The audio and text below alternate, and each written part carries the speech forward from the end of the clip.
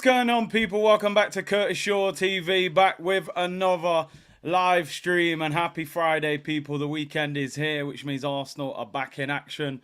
North London derby action in this weekend, man. Tottenham against Arsenal. One of the biggest derbies in the Premier League, and certainly a lot of, how should we say, hatred between the two clubs. And fighting for very different reasons. Obviously, they're trying to get top four. We're trying to win the league. And it's a must-win game. You know, I think we've seen over the last couple of weeks that that we can't rely on other teams to do us favours. I know Liverpool might have fallen out of the title race this week, possibly, but I think we all knew Manchester City were, you know, the final boss on Street Fighter, people. You know, this is the final boss we're dealing with. And, you know, I know a lot of Arsenal fans were very optimistic last night, hoping that Brighton would do us a favour. You know, I never tweeted anything. I never said anything. I wasn't very optimistic about Brighton because I've watched them a few times over the last few weeks and they almost look like they've checked out a little bit. They're down in 11th. They don't look like they're going to get in Europe. They're obviously not going to get relegated. And I think the worst team that you can rely on at this stage of the season is a mid-table team that doesn't have a lot to play for, because I think mentally a lot of those players have checked out. They're already in the Bahamas on the beach, you know, chilling in the sunshine, and they didn't look interested. VAR, yeah, there was a few debatable decisions. Foden, it's never a free kick. He's basically kicked the guy's foot. There was 2 penalties they could have got as well. Definitely one, I felt. But I just never, you know, like Prince says there, you know, Lallana in the team at this stage, you know, are we in 2016? It's just not going to happen. I actually think the Forest game will be a more difficult game for Man City than the Brighton game. And I'm not saying Forest will beat them, but Forest did draw with Man City last season. And they are fighting for their lives to stay in the Premier League. So I actually think that'll be a harder game for City than the Brighton game. But it was... it did discourage the fan base. You could see it. I actually came back late. I didn't see the start of the game. I would have done a watch-along for it. But Cruz had football. And when I came in, I turned on the TV. It was 2-0. I just turned it off. I said, I'm not going to watch it, you know, and cause myself that you know, difficult feeling of watching Man City play. But one thing I think we've learned with Arsenal, 4 wins out of 4 is all we can get. And we're going to have to get it. City, I would say Forest away and Tottenham away are the only hopes. Fulham away can be tricky, but again, a mid-table team playing for nothing, I think City will roll them over. I think Forest and Tottenham away is the only situation. You may get City to drop points, but we have got to win on Sunday. This is a must-win game. A draw is not good enough. A defeat obviously ends the whole thing. And a lot of people were saying to me, why was I so angry when we lost to Villa? And it was for this exact reason of yesterday. We've taken away that sort of cushion that we had of, be it something could go wrong and we could still have control. Now we're relying on them. But listen, we have to keep going. This Arsenal team can't feel sorry for themselves. I'm sure there will be twists and turns. Listen, I have the same feeling that a lot of you have at the moment. We kind of feel like City are going to win every game. It's hard not to. They're the best team in the country at this stage in the season. They kick into gear. They had no Haaland. They won 4-0 against Brighton. But you wouldn't have expected Liverpool to lose at Everton. Stranger things have happened. We have to continue winning our games and see what we can do. I'm sure it will not be as straightforward as Arsenal win all of theirs, City won all of theirs, and that's it. All we need is one draw. But can we win 4 out of 4? That is the question. And you would argue, potentially, our biggest challenge will be this Sunday. I would say this is our hardest game. I think Man United at Old Trafford is difficult. But I just think Tottenham away with their motivation, they're trying to get top 4, the rivalry, it's all going to filter into this game. So there are 2 reasons for both teams to win this game. Number 1, achieve what you want. Number 2, stop them from doing what they want to do as well. So listen, I was down at their stadium yesterday filming a preview, and there's a lot of Tottenham fans down there, and you know, they had a lot to say for themselves as well. But Listen, I don't. I think we're favourites. I genuinely think we're favourites going into this game. I think we're better than them, and I've always said that I think Harry Kane is their X factor. He's the guy that always seemed to score against us, and he's not there anymore. However, the thing that does worry me is I kind of feel like Arsenal have to go in front to win a big game. One thing I don't think we've seen that often this season is Arsenal go behind in a game against one of the top teams and come back and beat them. We haven't seen that happen too often this season. I think it happened against Man United at home, but you look at a lot of the other games, if we concede first, we tend to either draw or lose that game. What we need to do is go there, score first, and quieten down that atmosphere and don't allow them to get hyped up, because they're going to be loud. They're going to be fired up. I think it's important that we go ahead, man, because, I think that's how you settle them down and you can take the game away from them. So we'll see with that. People saying Fabrizio's got some breaking news. Let's have a look what he's saying. Fab, I can't see nothing. Arsenal, let me know, people. I'm looking on Twitter. He's talking about Udogi's injured. We obviously know Destiny Udogie will miss the game at left back. He's been quality for them. So Saka has to go to work against Ben Davies, or it might even be Emerson Royale. So there's no excuse for Saka in that game. Porro and Richarlison back training. I mean, yeah, it is what it is. I'm not particularly bothered about those two. Yeah, so we have to just handle business. Ash said Man City Chargers. What's being said about Man City's Chargers? I can't see anything. Let's have a look. Man City. If there's breaking news, we definitely want to see it. I can't see anything. Man City. What's the latest? Oh, here we go.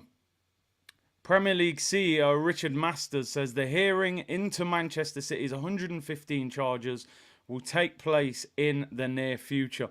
Yeah, listen, I've said many times, right, and I'll say this again, and I stand by this, right. I'm not going to change my mind on this. The Premier League is a business, right? The Premier League is a business. Does anybody really think that the Premier League are going to relegate the team that have won that competition 3 years in a row, potentially 4? Imagine how much revenue they're bringing into the Premier League. And like you said, what does the near future mean? Yeah, we'll do it in the near future. What's that, 6 months? 6 years? Don't hold your breath. I've heard loads of fans online, don't worry till the 115 charges get done and then forget about that, bro. Chelsea were getting done for years about things. They got away with it. They paid off fines. They had bans. Man City will be the same thing. Trust me, they will not relegate them. They may take a few points off them. But yeah, I don't see anything major. Is Timber going to be on the bench? I think Arteta said he's not ready yet. Juventus were relegated. Italian football and English football, very different. Very different. I don't see it happening. Money talks massively in this country. Arsenal's back said, hey Curtis, need some advice. Would you be okay to be friends with someone who only supports when you are doing well in life, curses you in the bad times? Well, that's not a friend, is it? The word friend can't be true if they curse you in the bad times. If they're telling you the honest truth like a friend and trying to help you become better, that's different. If they're cursing you, then, boy, I don't know if you can really call them a friend, But big up. War Eagle, American Gunner here, been supporting since 2010. Honestly, just being able to beat Chelsea like that makes me feel so good for the future. Hopefully City drop points. But either way, come on you Gunners as always. The frustration with Manchester City is, it's a loaded question. I hear you. Yeah, I see what you did there. But as I said, even with my answer, a true friend will tell you the honest truth. You eating your lunch and you got some food around the side of your mouth. The person you know won't say nothing to you because they think, I'm not going to say anything. Your real day one friend will say, yo, brother, wipe your mouth, man. You got food around your mouth. You know what I'm saying? So sometimes you have to tell Arsenal, yo, fix up and clean up. You know what I mean? So, yeah, man. I think the thing with Man City, and I'm gonna get the show really started now, but I know I've been waffling a little bit. Um, the frustrating thing about Manchester City, and they're a force of nature at the moment to beat them. But number one, they had the treble last season, which I felt their level would drop slightly this season. And number two, I don't actually think Manchester City had a great transfer window. I'm going to be totally honest. I don't think Doku, Kovacic, Nunes, and Vardiol have been game changers for them. I really don't. I think they've been decent, but I don't think they're better than Mahrez and Gundogan and some of the players that they let go. They've also had De Bruyne out for half a season, and Haaland's been out for altogether now just over 8 weeks. The 7-week injury, and then just over a week now. A lot of people are saying, yeah, we get the striker next season, we get them. You know, Liverpool might drop off because of Klopp going. The problem we've got is I actually think Manchester City will be better next season than they are this season. That's the problem. They're being linked with Musiala. They're being linked with Kimmich. They're looking at going big in the summer. I think so that's the problem. And I almost think we've got our plan in mind saying, listen, we'll get City next year when we get the striker. But we've also got to think we make two steps forward, they'll make 2 steps forward. Do you know what I mean? So when do you actually catch them up? I felt this season was a big season to get them because of the window they had and things like that. So, listen, we'll see. Hopefully we can get them. You know, we spent 230 million in the summer, our biggest ever transfer window. They spent 239 million. So in our biggest ever transfer window, they still spent more than us. So go and get them now. Go and get them now, people. And go and smash up Tottenham. Tommy said, big up Big C, Cruz in the community from Asheville, North Carolina. Thoughts on Dyche's masterclass against Liverpool? Mate, do you know what? I thought that was outstanding. I really do. I thought it was outstanding from him. There was some tactics in that game, you know. They had this thing where they kept playing the ball to the back post. And the first person blocked off Van Dijk. And then the second one went and won the header. They did it about 4 times in the game. Very simple tactic, but very effective, man. They dealt with Liverpool. They deserve to win. Although Darwin Núñez finishing ability is not exactly great, is it? Anyway, let's get into today's show. Press conference has just happened. Saw some of the headlines. There's nothing major to take out of it. He did confirm that Timber will not be involved in the game this weekend. So we're going to have to deal without him. But we do have the entire squad apart from Yuri and Timber, which is amazing at this stage in the season. We'll start by talking transfers. Again, today, massive story. Again, linking Arsenal with Bruno Guimaraes.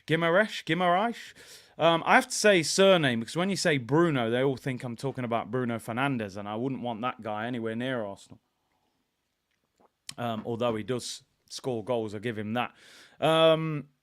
Eddie Howe confirmed in his press conference today there is a clause in the contract of Bruno Guimaraes that allows him to leave until the end of June. It's believed to be 100 million, but apparently if it's a Champions League team, they're enabling it at around 80 million. Bruno G, we'll call him. Bruno G. Ali G, Bruno G, people. Yeah, Bruno G, 100 million, but can go for 80. 80 would be the cut-off point for me, by the way.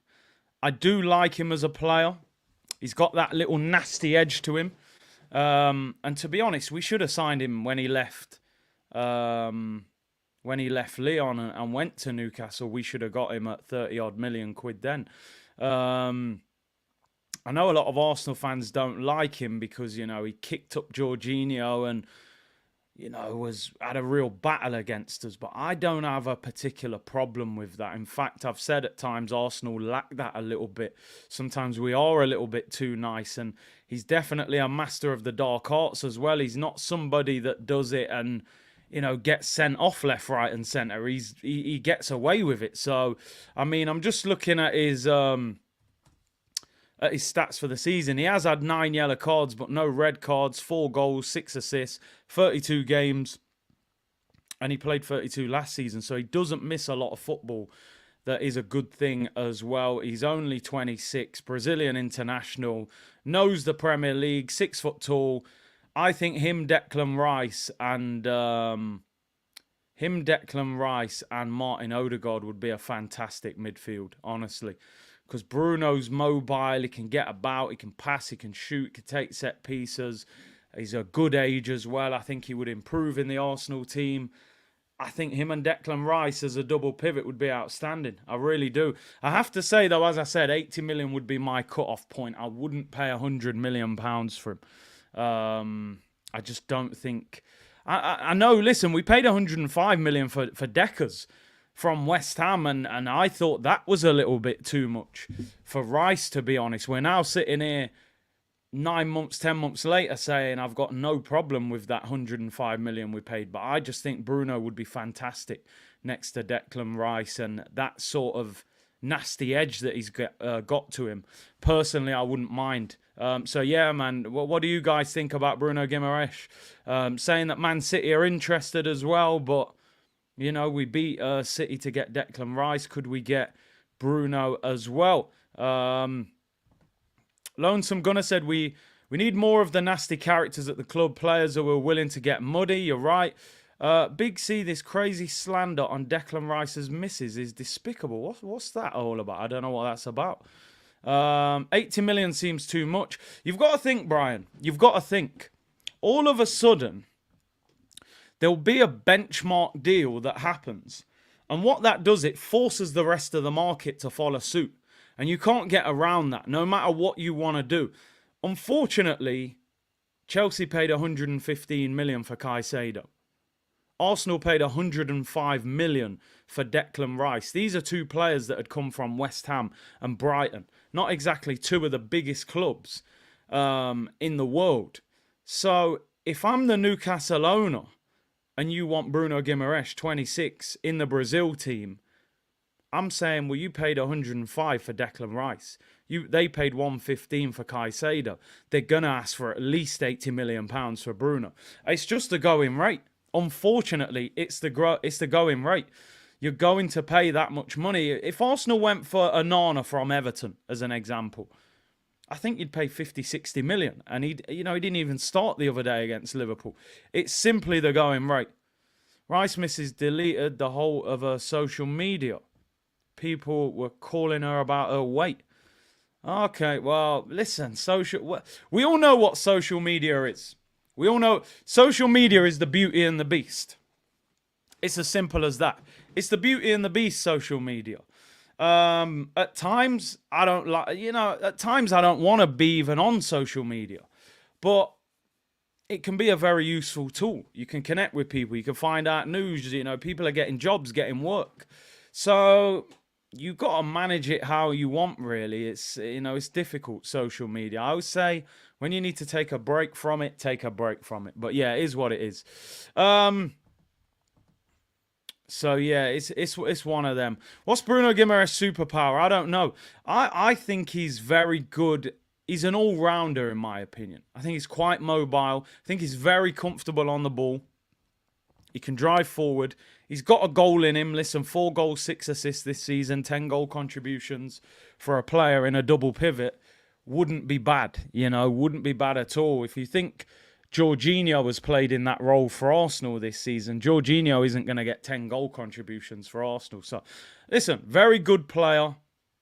I think he can get better as well. If Arsenal were to go for him, cool, but I wouldn't pay £100 million for him. I've always rated the going rate. You know how it goes, people. You know how it goes. That 100 million is crazy, isn't it? Defensive midfielders at £100 million is wild. It is wild. He can play 6 and 8 as well. You're right. That's great advice. Yeah, listen, social media, manage it properly. Thermal, trust me, Top Gooners come for you when you call out the manager. Thermal, listen, you're preaching to the choir here, my friend. You're preaching to the choir. You know me, I've said stuff about the manager. Sometimes people think it's a bit too harsh, but they go crazy. They don't go crazy when the Cronkies don't give us what we need. They don't want to hear that conversation. My thing is this. Keep your energy the same. If you go crazy at somebody because they don't think the manager is ultimately the one, why don't you go crazy at the Kroenkes when they weren't giving the manager the money that they need to buy players? You know, when the paint was peeling off the stadium, you know, and things like that. And so I think there are bigger issues we should focus on at Arsenal. But it's the beauty of social media, right? The beauty of social media. Anyway, let's talk choir, boys. See, listen, you know me, I like a sing-along on here anyway. Anyway, let's move on. Let's move on. Shaq said, stop funding them going to the Armoury. Listen, I haven't bought from the Armoury for a while now. I can't lie. Anyway, let's talk another midfielder. And listen, I don't care what anyone says. If this deal happens, I want 5%. I want 5% if this deal happens. And I'm not talking about 5% of the money. I'm talking about 5% of the credit for this deal happening if this deal does happen.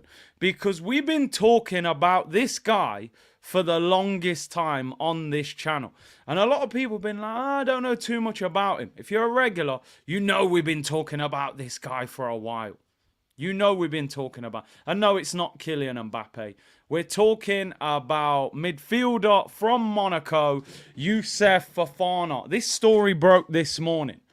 According to reports from France, Arsenal are keeping an eye on Youssouf Fofana from Monaco. 1 year left on his contract this summer. Now, I will say what I've always said about this guy, right? I don't watch French football that often. I saw this guy a few times last season, right? I then watched him in pre-season against Arsenal. And during that game, I remember sitting there thinking, I know this is a pre-season friendly, but this guy is demolishing our midfield. Demolishing our midfield. And I'm thinking, what is going on here? I know it's pre-season. I'm going to keep an eye on this guy. I've watched him a few times this season. He's played for France. I've watched him for Monaco. And I'm telling you now, get this guy to the carpet. Get this guy to the carpet. He ticks the boxes. Not only does he tick the boxes, and I know Arsenal love a bargain. You are going to bag yourself a bargain here, my friend. Because you're not going to have to pay 100 or 80 million that Bruno Guimaraes is going to cost. You're not going to have to pay the 80 million Douglas Luiz would cost. You're talking about around 40 million pounds for this guy. He nearly went to Forest last year for 35 million quid. But he apparently refused the move. He's 25 years of age. He's in the French squad. He's having a good season again for Monaco. For me, this guy is one of the bargains of this summer. Let me talk you through his last 3 seasons in terms of appearances. 35, 33, 36. He's on course to make 33 this season. So he hardly misses a game. 3 yellow cards, no red cards. 3 goals, 3 assists. But he's more of a DM. You're not going to get loads of goals out of him. 6'1", French international, in the French squad. It's an absolute no-brainer. It's a no-brainer of a signing, in my opinion. Maybe not everyone. Let me know what you think. Some of you guys may have watched French football more than me. Let me know, what do you think he's good at? What do you think he's lacking a little bit? I think he's a beast. I think you put him next to Declan Rice, you're talking about a double pivot of nightmares for other players in the Premier League. He's mobile, he can tackle, he can drive forward on the ball. The guy never stops running. He's a tank. Guy is a tank. And you got to think, right, if we've got, say, 200 million, 220 million in the kitty, we know that we need a striker. Any striker we get, I would say, will cost at least 60, 70 million, unless we get Sesko, who's worth 43 million release clause, but I don't personally want him. We're going to need a lot of money left over for the attacking positions. I mean, Mazar Gamer Channel said he's a good version of a young Thomas Partey, mark my word. Master of Disaster said, I love Fofana. PSG are looking at him as well, and they need a midfielder, so we got to make moves there. I think the cheaper players always have something to prove, exactly. And obviously, this report goes on to say Arsenal have a good relationship with Monaco. We obviously negotiated a deal for following Balogun last summer. So, you know, Edu knows the sporting director of the club. There's no excuse. If Arsenal want to get that deal done, they can get that deal done. And 40 million, listen, we spent 230 this summer. If we would spend another 230, if you've spent 40 million and you've got your centre mid in, and you can then go and spend up to maybe 100 million on your striker, you know, I just think it would enable us to do a lot of other big business in other positions, you know. So listen, it's one of them. Let me know what you guys think. I've watched him a few times and I rate him highly. I think he'd be a bargain. Football Friends, ooh, Football Friends, 40 million. Highbury's local badger, Fofana is a proper DM baller, bruv. What is Arsenal waiting for? Red Luddite said, I take Fofana over Bruno, is a red card waiting to happen. Edu, about time to use the Friends with Benefits card. Rory Sang said, imagine Rice, Fofana and Odegaard and Partey on the bench. Okay, look at that. That's the kind of midfield we want to be talking about. So listen, Fofana, I think also, I'm convinced they listen in. We talk about this guy all the time on this channel and all of a sudden we're being linked with him. But listen, get the deal done. 40 million bargain. Exactly, Dre. What are we waiting for? We're not talking about the what the hell are you waiting for after, you know, the Jay-Z lyrics. But get it done. Get it done. Other clubs are interested. AC Milan and PSG as well in the background. Could he be the new Patrick Vieira? Even the new Gilberto Silva, you know, we'll take that. I've got a couple other transfer stories to talk about before we focus ahead to the Tottenham game, press conference reaction with Arteta. We'll look at the table and so on and so forth. Before I bring up this picture on the screen, just make sure you're comfortable. Make sure you're not holding a hot pan, you know, no hot water. You haven't got the kettle in your hand, you know, your baby, anything in your hand. Just make sure you're comfortable and everything around you is insured, because not everybody is going to like what I'm about to put on the screen. I've been accused of being his lawyer at times, you know, after resigning as Aubameyang's lawyer when he went to Barcelona. You know, I had to take on new clients. We've got to get work, people. You may not like what you're about to see on the screen, but, you know, I'm just putting it there. In case you're not looking at the screen, it's a certain Manchester United winger / striker, England international. May have mentioned him 1 or 2 times on this channel. And he may like a night out in Belfast. He may have had blonde hair a couple of times. And he may have missed a penalty with Saka in the Euros. I mean, listen, we got to pay bills, people. You know what I mean? Marcus Rashford being linked with a move to Arsenal.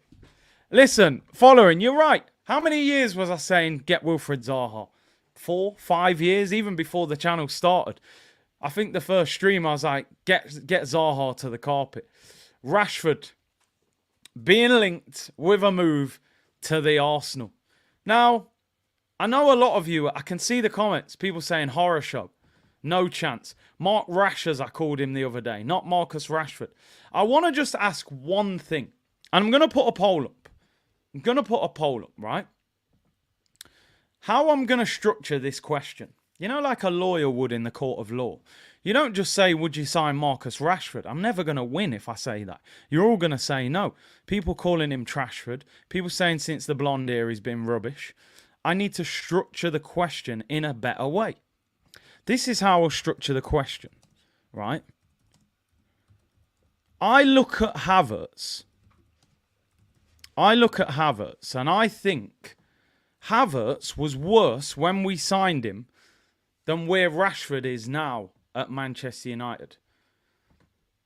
Rashford scored 30 goals in all competition last season. This season, he stinks. It absolutely stinks. You need a whole heap of Febreze to clean up what he's doing this season. But last season, 30 goals in all competition. Let's be real. We'd never seen that season from Havertz. Not even close. The man's record was like 8-9 goals. Rashford had 30 in all comps. He bags against us all the time as well, by the way. My second part of the argument, people, my second part of the argument. If we want to sell Reece Nelson, Eddie Nketiah, if we end up getting rid of ESR and probably get rid of Aaron Ramsdale, that's going to mean we're going to need to sign an English player. I am treading carefully here. I'm just bringing an argument. If we get rid of a number of English players, we're going to need to bring an English player in, right? Because you need a certain amount of English players in the squad. That's my second part of the argument. Now, I know what a lot of people are saying, the attitude, and I'm with you. His attitude this season is something I never thought I would see from Rashford, just for the fact that he's a Man United fan and he's born and bred in Manchester, so I'm shocked that this guy's jogging around the pitch. I don't get that. I really don't. But what I'm saying again, and this is my fourth and final part of the argument. It's my last part of the argument. If you look at Arsenal's left wing position at the moment, and we've got to speak harsh reality and facts here, and it hurts me to have this conversation, but it's true. It's true. If you look at Arsenal's left wing at the moment, Martinelli has gone backwards this season. There's just no doubt. 15 goals last year, 6 goals this year. How many times have we been screaming at Martinelli during the games, right?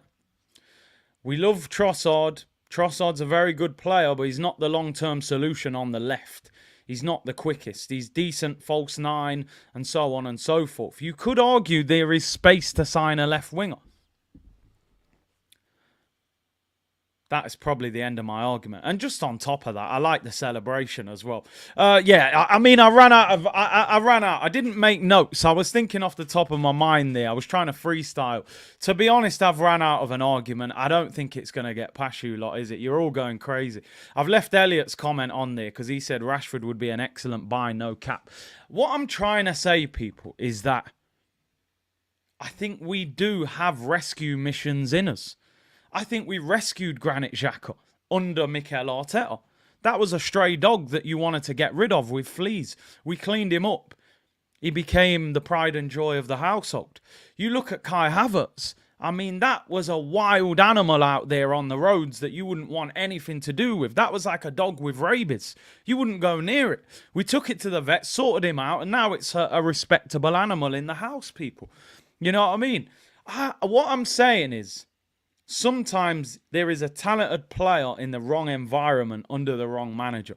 I just wonder if Rashford could cook under Mikel Arteta and in a new environment and outside of Manchester United. Sometimes football, we're a little bit, he's rubbish. He's just a rubbish player. When we signed Havertz in the summer, I think nearly all of us would have said that. He's rubbish. He hasn't done anything at Chelsea.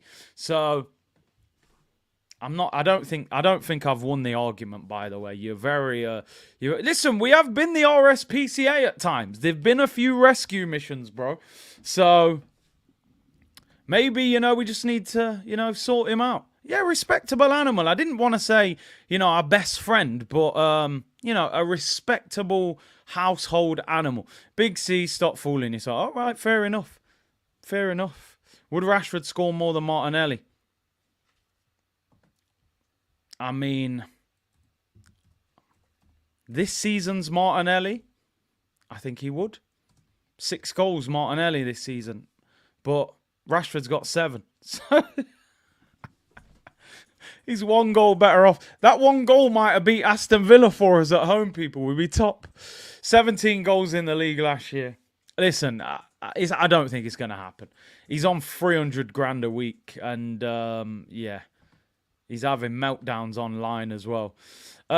Big C, it's kind of hypocrite. You disrespected Kivior's wife? No, well, hardly. She is the twerking champion of the world. I wouldn't say that's disrespecting. Did you think I was joking when I said that? She is actually the twerk champion. She goes in competitions. Man thought I was disrespecting her. She actually is. White Glove said he's too selfish. He'd wreck our system.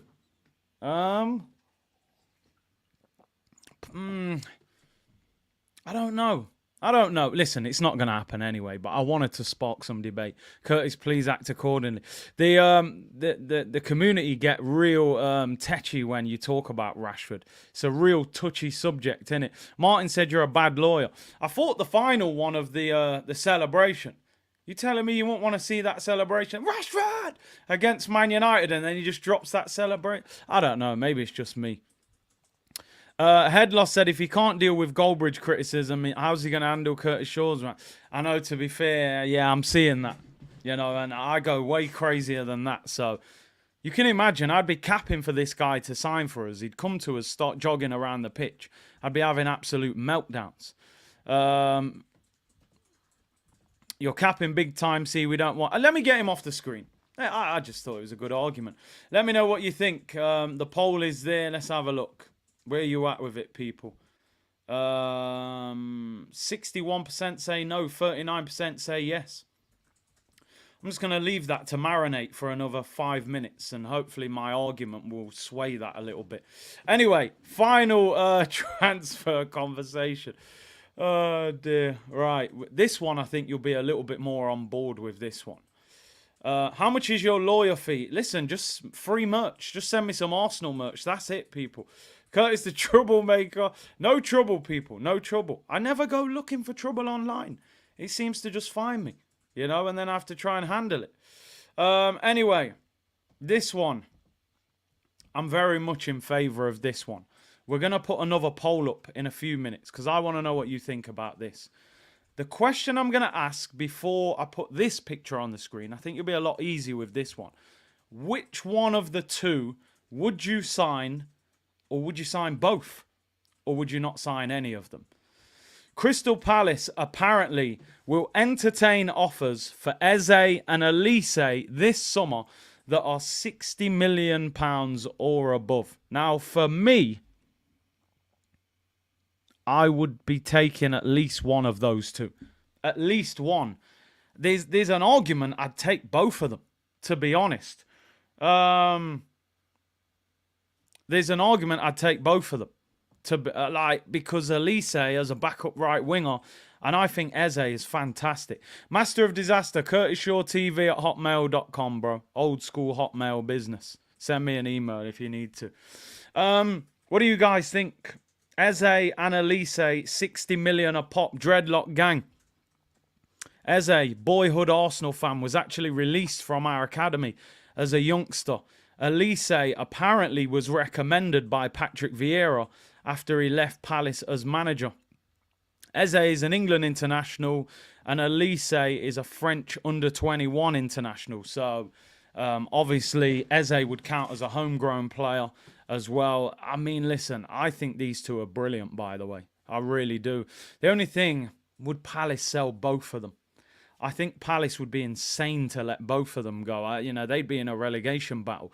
So I think one of them probably leaves Palace this summer, and whichever one leaves first, I think they would try and hang on to the other one for another season. So I'm not sure you could get both. I would take both. Football Capo says both and bin Fabio Vieira, which, I wouldn't be against that. I think Eze, if I had to sign one, I'd sign Eze.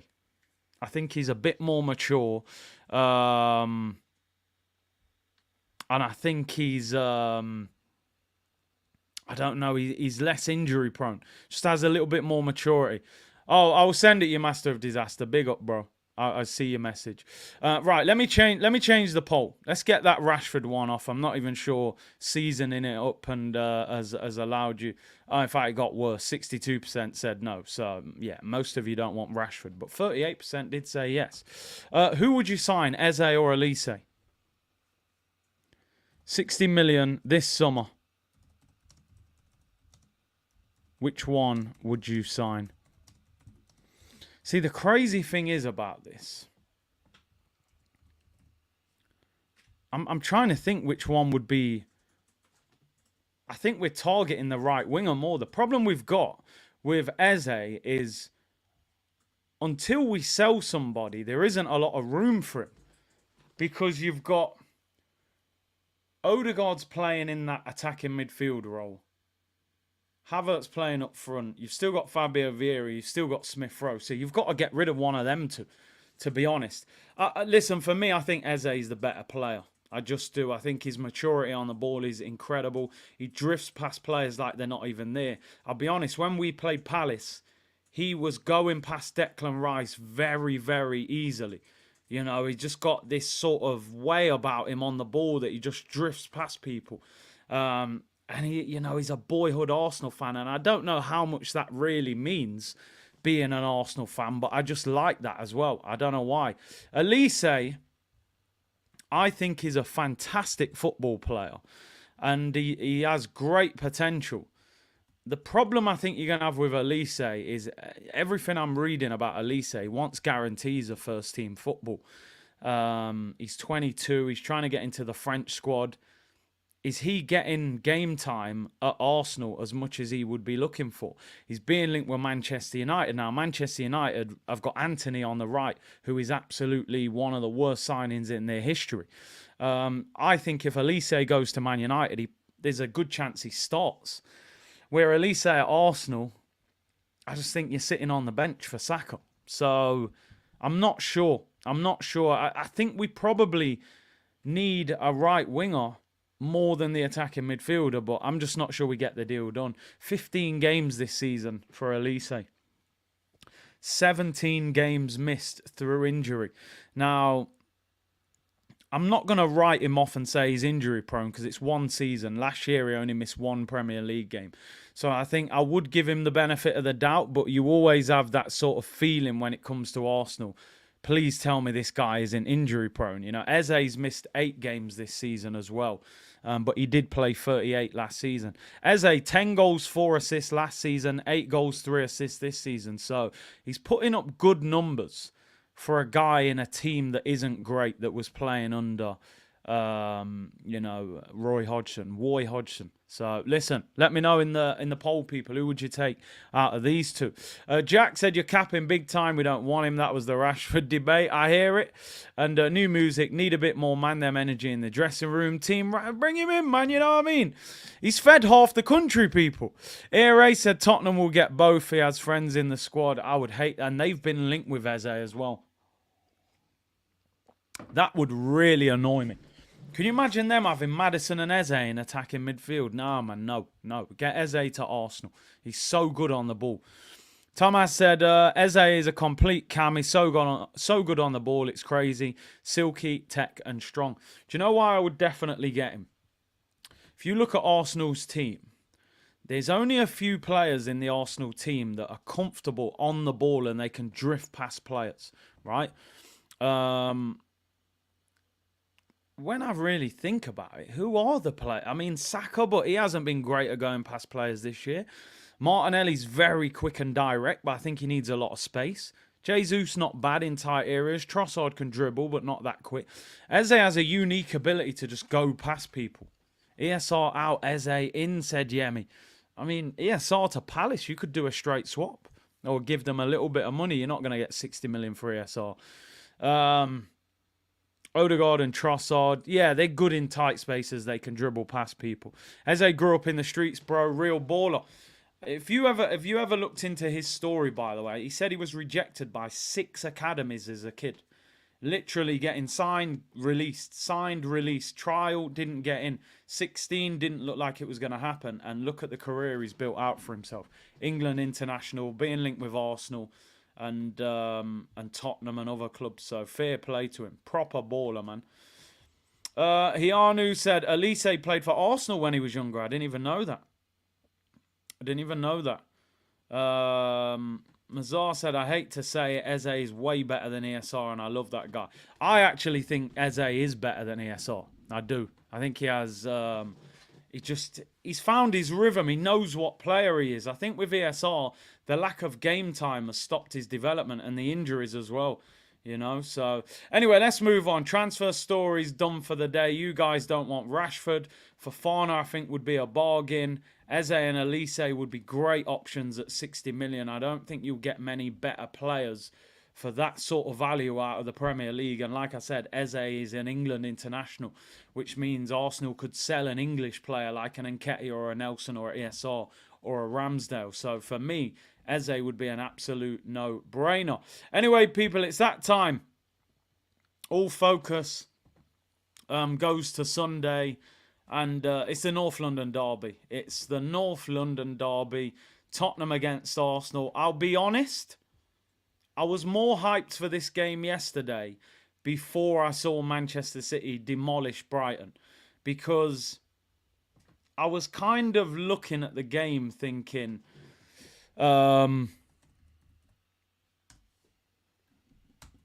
could Brighton take something off City? Although I wasn't very optimistic because they look like they're on the beach.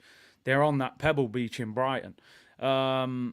It just makes it feel like City are going to win every game. But we've got to hang in there. I do believe there'll be another twist in this title race. But let's hope the twist doesn't happen at the Tottenham Hotspur Stadium. We play before Man City.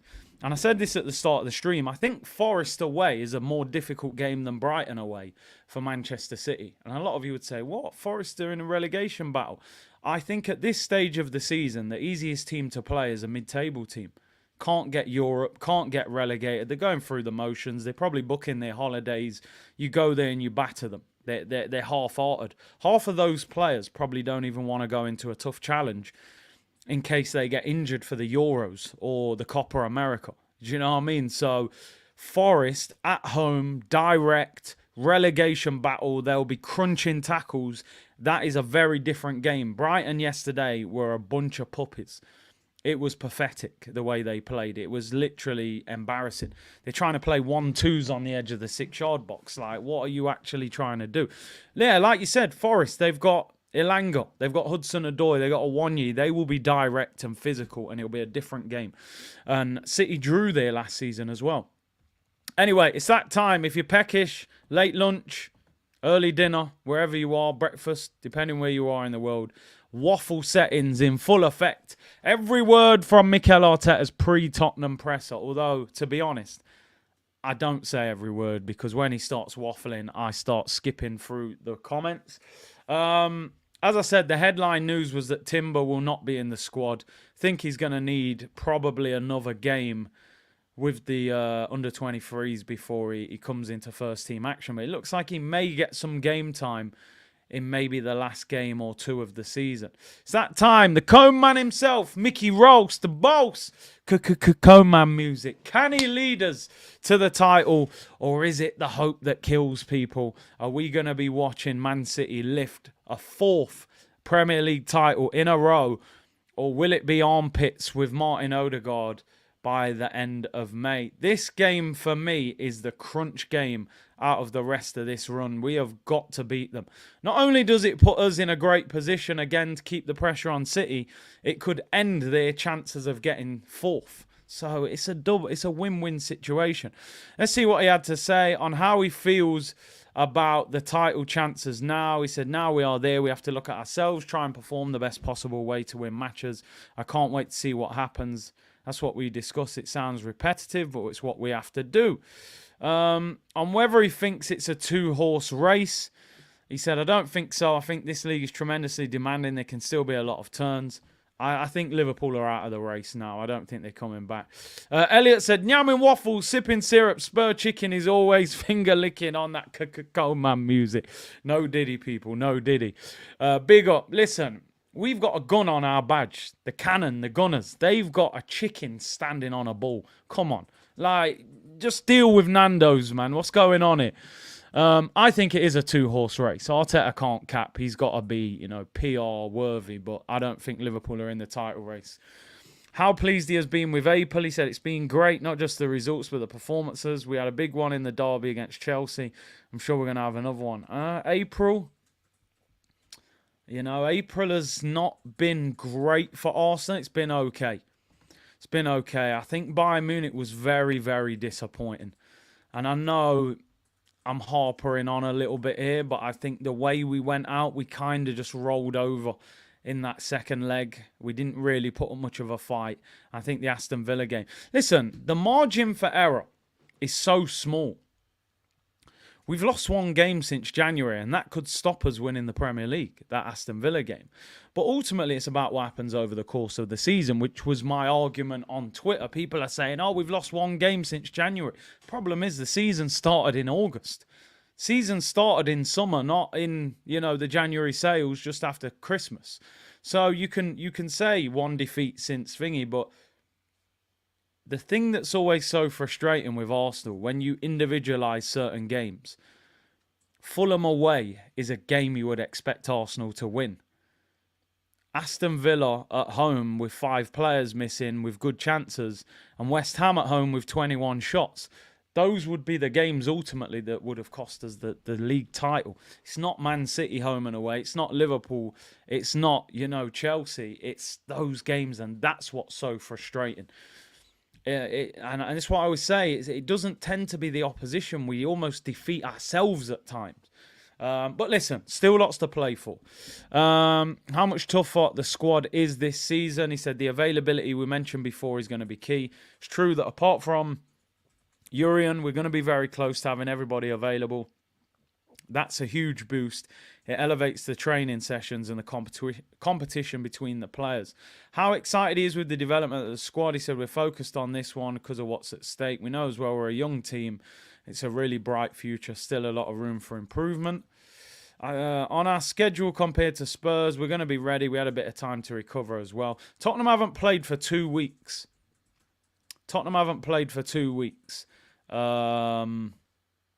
We played on Tuesday. I actually think it works in our favour. I'll be honest, I think as a player, a 2-week break's good when you got loads of injuries or you're out of form because you want to break from what's happening on the pitch. When you're playing well and winning games, I don't think you need a 2-week break. So I would actually expect us to be sharper than them because we're in good form. We've won our last 2 games, Wolves and Chelsea, and scored 7. So I actually think that plays into our favour a little bit. Because I think we'll come out the traps flying. Momentum is more important than the rest. Saka sauce on the chicken. Yeah, no diddy. But yeah, you're right. It definitely does play into our hands, that momentum. Somebody just said there, did you expect Arsenal to go unbeaten all season? No, I didn't. I genuinely didn't. I think what you've got to look at is 34 games, 5 draws, 5 defeats for Arsenal, right? So 10 games that we haven't won. So the most we can win is 28. That is a monumental effort to win the league, right? It is a monumental effort. So let me get the calculator out here. We're talking facts and figures here. So 28 times 3, 84. Plus 5 draws, 89 points. Man City have got 5 games left. If they win them all, they'll be on 91 points. So we would have needed 91 points to have won the Premier League, right? That's if we win our last 4 games, right? If we win our last 4 games. So 28 times 3 plus 5 draws. So let me tell you how fine a margin it is. If City win every game and we win every game, we will finish 2 points behind Man City with a better goal difference at the moment. So all you've got to do is turn one of our draws into a victory and we would have won the title. Just one of them. So that's how close, that's how fine the margin is. One draw in our season, you turn that into a win, and we would have been champions no matter what Manchester City did in those last 5 games. Do you know how painful that is to discuss? Because when you put it into context like that, it's unbelievable. And I know that's difficult because it's still an unbelievable record. And I'm looking through the 5 draws. We drew with Man City, okay. We drew with Liverpool away. You can accept them. They're nightmare places to go. We drew with Chelsea away when Chelsea were poor. We drew with Tottenham at home. Remember Gabriel Jesus' miss? Jorginho's mistake. We drew with Fulham at home. Fulham this season drew with us at the Emirates and beat us at Craven Cottage. Fulham. How on earth with 10 men? They equalised with 10 men at the Emirates. So in theory, Fulham have stopped us winning the Premier League. And that's the painful thing about it. You can go for a whole season that good, and the smallest of margins, a simple mistake, can have cost you. Tottenham at home, we should have beat them. Jesus one-on-one puts it over. Jorginho gets caught on the ball, they score. Fulham at home against 10 men, we concede an equaliser. one of those mistakes wins us the title. That's how crazy it is. So yeah, the margins are fine, and City have set an unbelievable standard. But we are literally so close, and it's like we trip over at the finish line. But anyway, let's beat Tottenham, and let's hope City drop points, and we'll have a different discussion. But it's a painful reality when you break it down like that. On whether Arsenal need to be perfect, it's another game. They managed. Oh, having seen City's win, they managed to win in a convincing way, something we cannot control. On his selection headaches, he said it's a good headache. You feel for the players a bit. On his North London preparations as a manager, he said more motivation because you know what he can give to the people. On Andrew's job so far, I'm really impressed with what he's done. I knew him when he was in the Australian national team and in Japan, and I followed him at Celtic. He's been very clear with how he wants to play. On what he's telling the players, enjoy the moment, try to navigate in a natural way. On the decision to sign Havertz, he said, it's not my decision, it's our decision. Interesting. He said, we were super aligned with the club's vision, and then obviously on the sporting side, we made a recommendation. A lot of people were involved, and you need the ownership to back you and make things happen. We were very convinced they were the characters, they were the players with the right qualities to fit our model. Sometimes it takes time. Sometimes you're going to make mistakes. I try to minimize them. Try at least generate the environment, everything that the player needs. Interesting. Whether the squad will challenge for a while to come yet. He said, I hope so. That's not something you're going to have to show every season, every game. And in this league, it's difficult. We've done it 2 years in a row. We're not satisfied. We want to win. And we're going to do everything we can. If we do win, we'll try again. And if we don't, for sure, we'll try again. On whether it will be progress if we don't win the title. He said, I'm not thinking about that at the moment.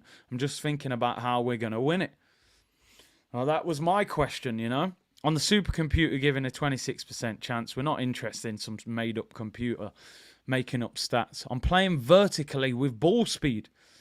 I mean, that sounds like a question for Diddy, that, bro.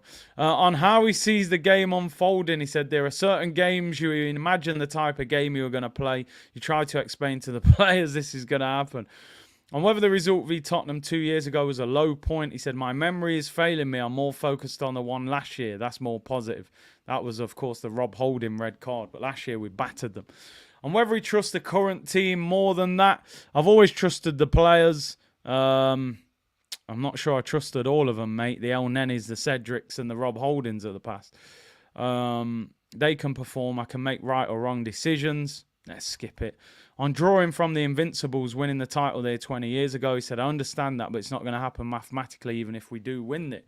Fair enough. Whether there's an advantage to playing every few days, he said, I don't know. What I can tell you is the boys will be ready. On Timber's availability, we have to make the decision after the training session tomorrow. It's very close, but I don't know if it's too early. On the disparity in fixture schedules, yes, but we knew that it happened with other teams.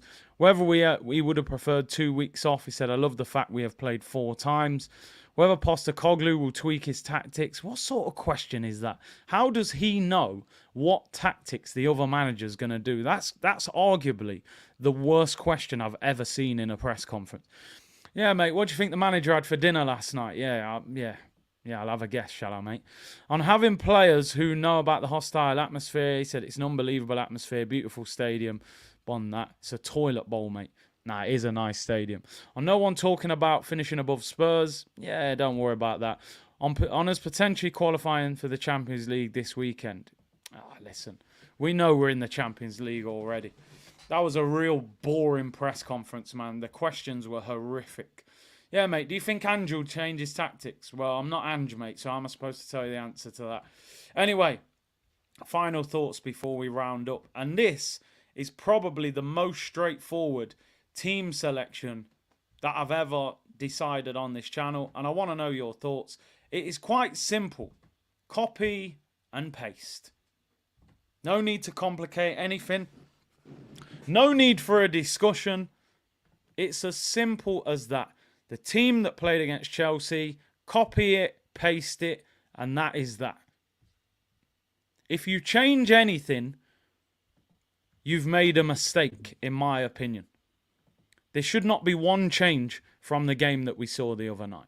Unless there's an injury problem with a player, then obviously that's totally different. Gabriel, Saliba, Ben White, Tomiyasu. There's your back four. David Raya in goal. You play Thomas Partey. He can play again, 100%. He changed our midfield the other night. The midfield battle will be vital against Tottenham. They'll try and be physical, Basuma and players like that. You don't want to go back to Jorginho. Trossard plays. Listen, I love Martinelli. I always think there's an argument to get him back into the team because of his pace. But there's no way Trossard can be dropped.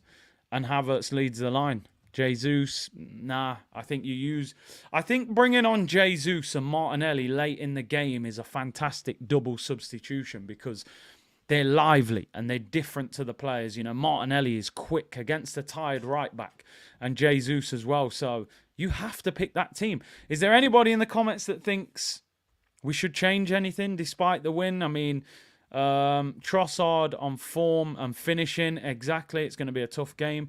Joseph said play Martinelli for the pace in behind. So would you drop Trossard off the left? Which would be very, very harsh. Don't forget the City guy is the ref.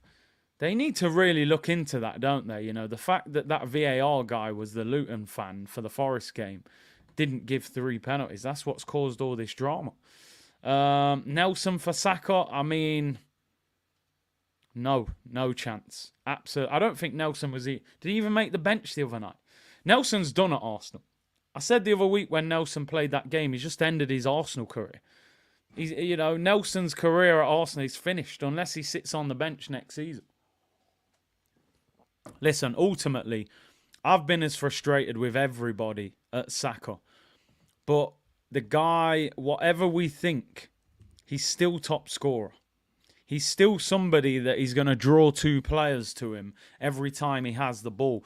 We saw some positives in his performance the other night against Chelsea. He wasn't at his best, but there were building blocks in that performance that I thought, if you build on that.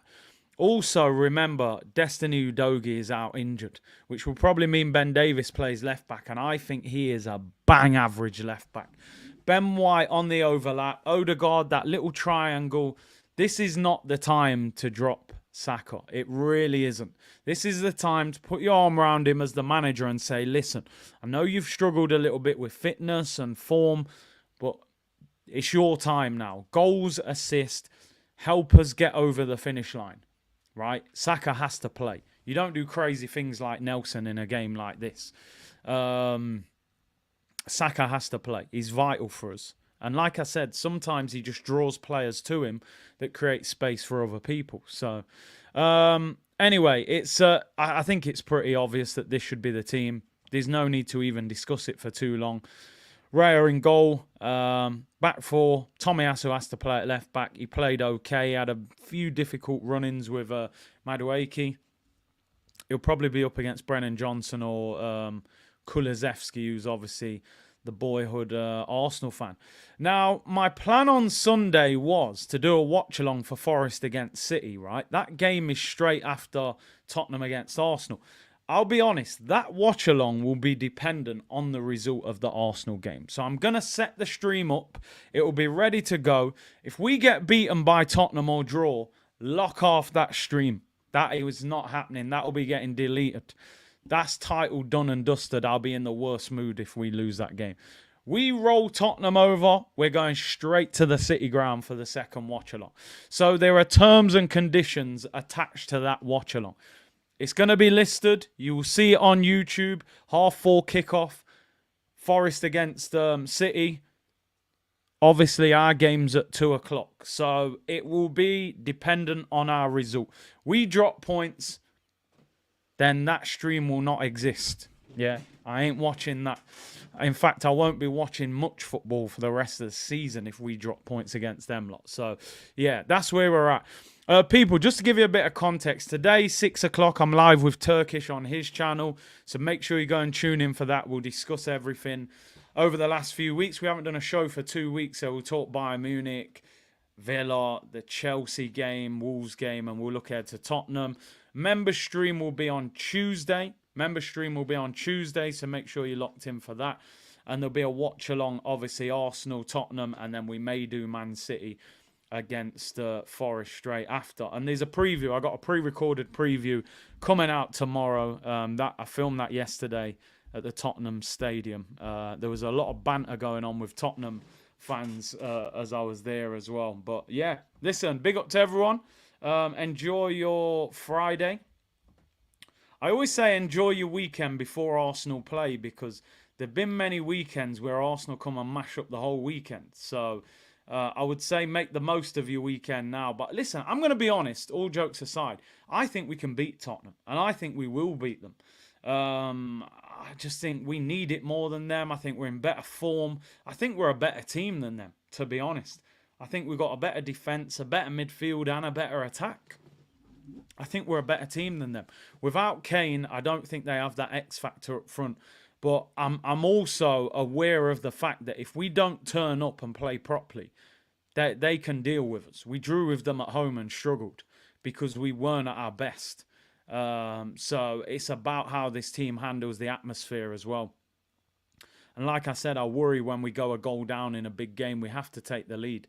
Let me just end that poll. £60 million, which player would you sign, Eze or Olise? 63% say Eze, 37% say Olise. So, yeah, I agree. Eze would be the one for me as well. Big up to everyone locked in. Hit the like button. Subscribe if you haven't already. And I'll see you all on Sunday for the North London Derby, people. Bless.